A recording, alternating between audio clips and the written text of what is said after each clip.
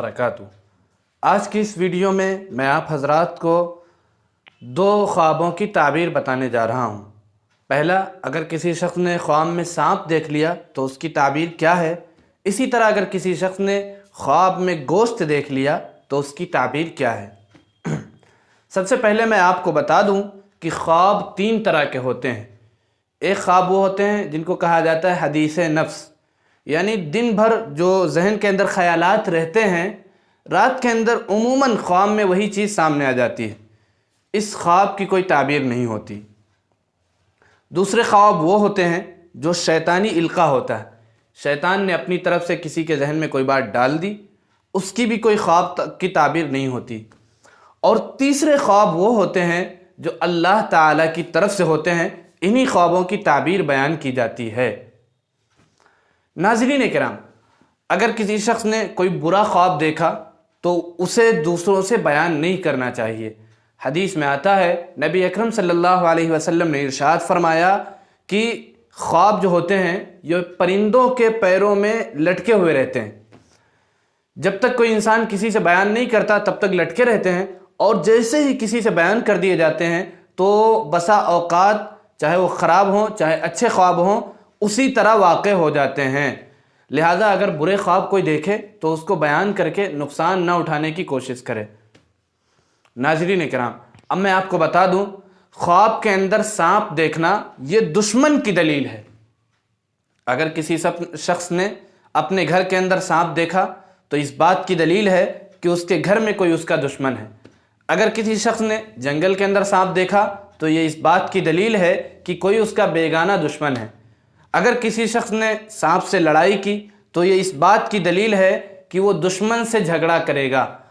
अगर सांप ने ख्वाब के अंदर उस पर जीत और गलबा हासिल किया तो ये इस बात की दलील है कि दुश्मन उस पर जीत और गलबा हासिल करेगा।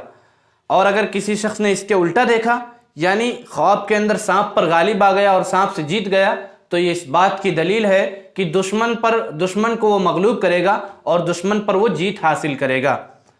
अगर किसी शख्स ने ख्वाब में देखा कि सांप के उसने दो टुकड़े कर दिए तो ये इस बात की दलील है कि वो दुश्मन से इंसाफ हासिल करेगा।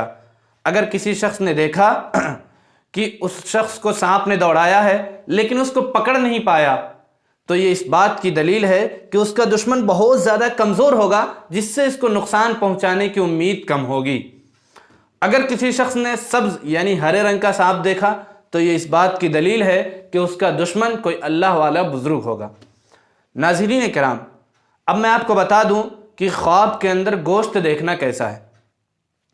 अगर किसी शख्स ने पका हुआ गोश्त देखा तो इसकी ताबीर अच्छी है। इसी के बरखिलाफ अगर कच्चा गोश्त देखा तो इसकी ताबीर बुरी होती है। अगर किसी शख्स ने बकरी का गोश्त ख्वाब के अंदर खाया तो ये इस बात की दलील है कि उसी के बकदर नाज़ो नेमत हासिल करेगा।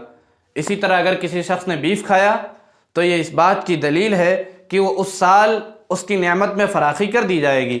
अगर किसी शख्स ने कच्चा गोश्त खाया तो ये इस बात की दलील है कि ये यतीम का माल खाएगा। इसी तरह अगर किसी शख्स ने भुना हुआ गोश्त खाया तो ये इस बात की दलील है कि ये रंजो गम हासिल करेगा। लेकिन अगर किसी शख्स ने पका हुआ गोश्त खाया तो ये इस बात की दलील है कि ये नाज़ो नेमत और आसानी के साथ माल हासिल करेगा।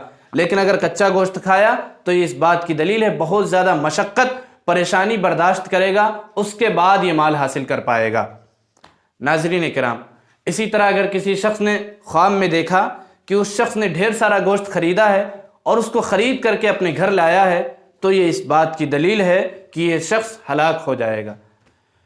उम्मीद करता हूँ कि आज के दोनों ख्वाबों की ताबीर बखूबी समझ में आ गई होगी। नाज़रीन किराम, फिर मिलूँगा, जब तक के लिए दुआओं की खुसूसी दरख्वास्त। अस्सलामु अलैकुम वरहमतुल्लाहि वबरकातुहू।